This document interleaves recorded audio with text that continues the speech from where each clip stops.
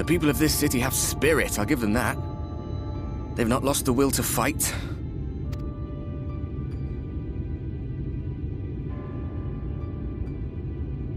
I can imagine how torn you must feel, looking at that sky, knowing what it means to everyone, and that you're responsible.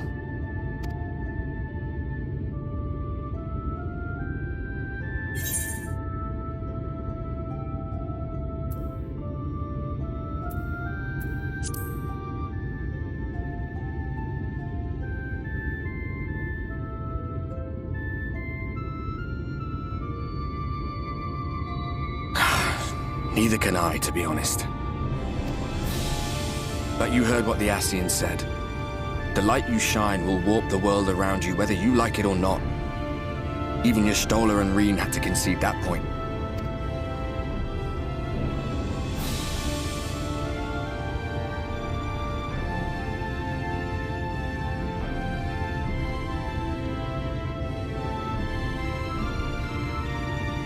You're in a corner, and there doesn't seem to be any obvious way out. But that doesn't mean it's over. However hopeless it seems, you haven't lost yet.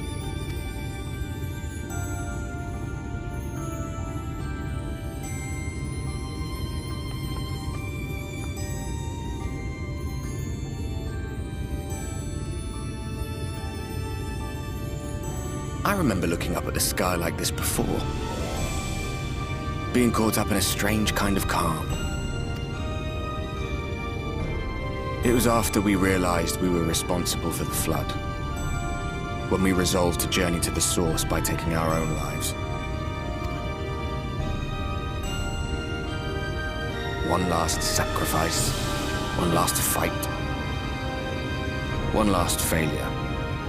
And then the Oracle appeared and, well, you know the rest. There were times in the years and decades that followed when I wondered if we might not have been better off just letting the rejoining happen.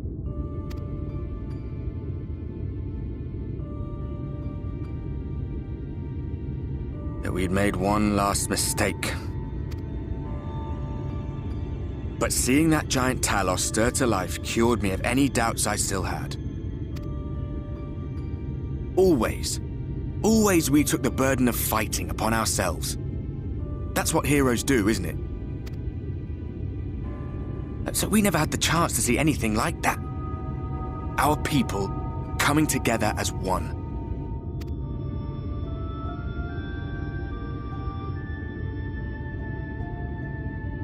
To think that their hope still burned so bright.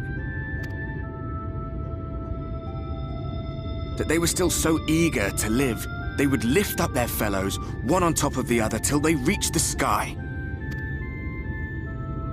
No. We made the right decision. And I can finally feel proud of the part we played in helping this world survive.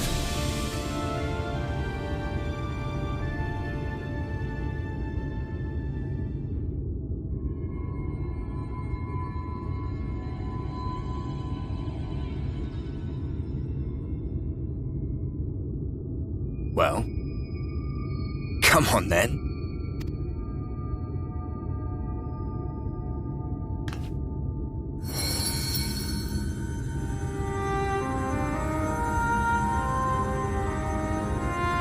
As I thought, what happened between us was no coincidence. My story may be finished, but the fates have gifted me a minor role in yours.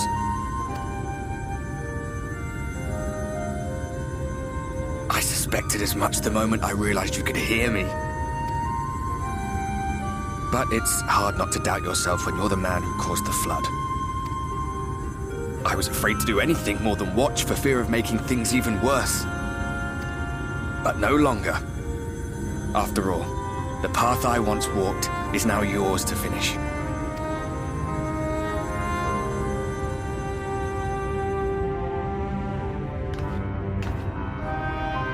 For what it's worth, I cast my lot with yours. If you need a push, I'll be right there behind you. If you lose control, I'll do my best to stop you.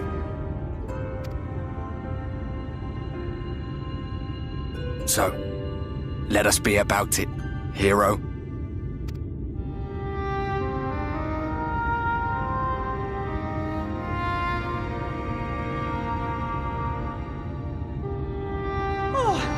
Worried you were up here all alone, brooding and fretting and wallowing in your woes. But look at you, grinning at nothing like a pollen-drunk pixie.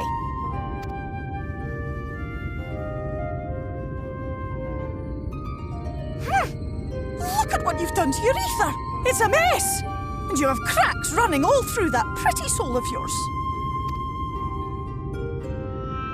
My poor little sapling. Whatever am I to do with you?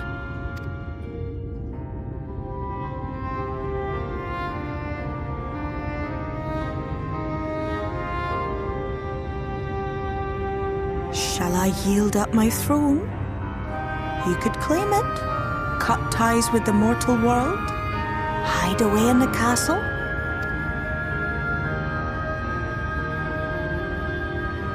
It won't fix the problem, but would it really matter? If any pesky heroes come calling with steel and magic, all of Il Meg will rise up in your defense. My crown and scepter are yours, if you want them.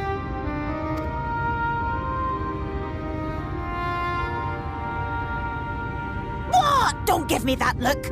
Of course I knew before I asked that you'd never ever heed such a wicked suggestion. And besides, what would become of my precious and ephemeral flower?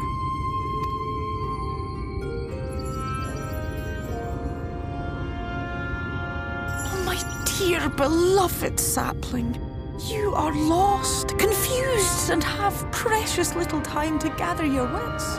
Your kind is always so preoccupied with what lies ahead, and so we muddle your vision with fog and glamour. But such trickery is easy to see through. Stand very, very still. Think not of where you need to go, but where you are right now at this moment. At this time, in this place.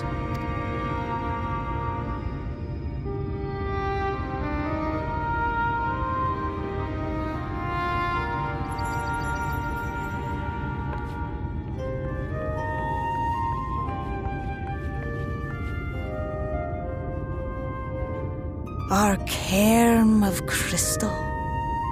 From shadowed hood he watched you go, his ruby eyes with warmth aglow. See yourself as he saw you, and that shall be the clearest clue.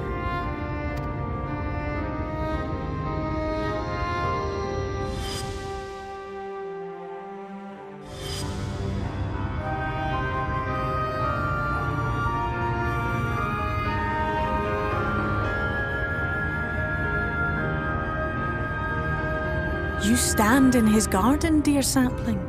Ask his flowers what they know, and you will surely find an answer. But what will you do with it, I wonder? I'll be watching and waiting, waiting and watching.